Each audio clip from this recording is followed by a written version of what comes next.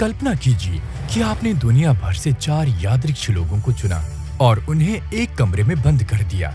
क्या संभावना है कि उनमें से एक मुस्लिम होगा? वास्तव में ऐसा नहीं करना चाहिए, क्योंकि लोगों का अपहरण करना कानून विरुद्ध है। लेकिन कितनी दिलचस्प बात है कि दुनिया की 1/4 आबादी इस्लाम को मानती है। वास्तव में 10% से अधिक मुस्लिम भारतीय हैं। 13वीं शताब्दी के मध्यकालीन भारत पर कई इस्लामिक राजवंशों ने शासन किया, जैसे कि सबसे पहले तुर्की शासक खिलजी, तुगलक, सैयद और फिर लोदी। इसलिए हमारे पास उस जमाने की बहुत सारी मस्जिदें हैं। आइए दिल्ली सल्तनत के समय में वापस चलें और उनके बारे में सब कुछ जानें।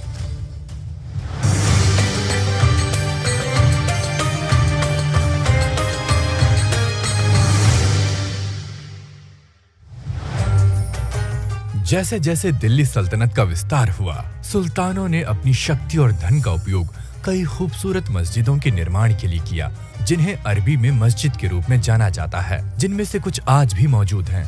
और क्या आप जानते हैं कि मस्जिद के अंदर क्या होता है?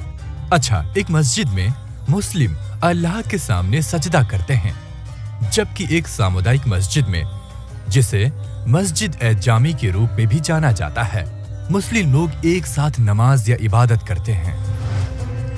जन समूह के सदस्य इन इबादतों का नेतृत्व करने के लिए सबसे सम्मानित और विद्वान पुरुष इमाम का चुनाव करते हैं।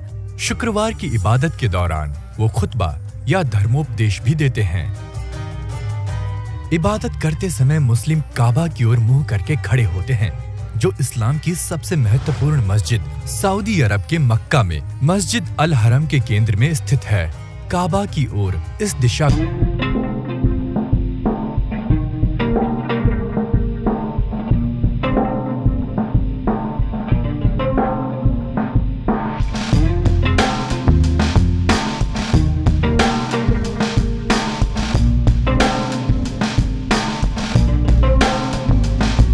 यही कारण है कि उन्होंने उन्हें मस्जिद को दिल्ली में ही नहीं बल्कि अलग-अलग शहरों में भी बनवाया।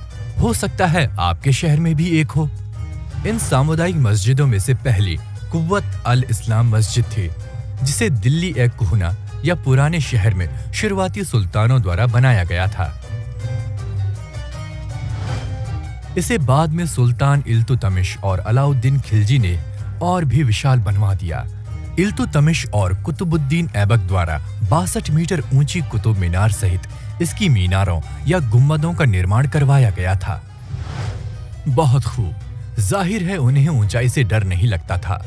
बेशक मस्जिदें इबादत करने के स्थानों के रूप में महत्वपूर्ण थी, लेकिन आपको क्या लगता है कि उनका दूसरा उद्देश्य क्या था? सोचें कि आपका स्थानीय पार्क जहां हर कोई खेलता है आपके लिए कितना महत्वपूर्ण है। ये तब भी वैसा ही था। मस्जिदों ने मुसलमानों के बीच समुदाय की भावना के निर्माण में योगदान दिया। क्योंकि मुस्लिम विविध पृष्ठभूमि से आए थे, इसलिए सुल्तानों के शासन में एकता की अवधारणा को बढ़ावा देना महत्वपूर्ण था। यदि हम बेगमपुरी मस्जिद को देखते हैं, जो कभी दिल्ली के चौथे मध्यकालीन शहर जहां पनाह शहर के केंद्र में स्थित थी, ये अविश्वसनीय संरचना उस समय की याद दिलाती है जब अधिकांश उपमहाद्वीप पर दिल्ली सल्तनत का शासन था। आइए सारांश जानें।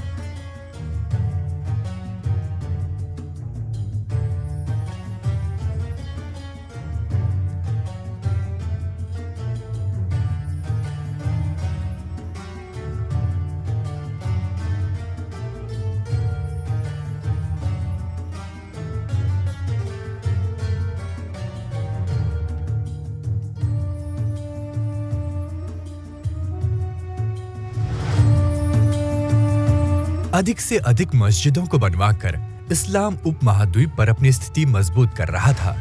सुल्तान इसके संरक्षक बने, जबकि इमामों ने इसका मार्गदर्शन किया। लेकिन सल्तनत को मजबूत करने के लिए और अधिक ताकत की आवश्यकता थी।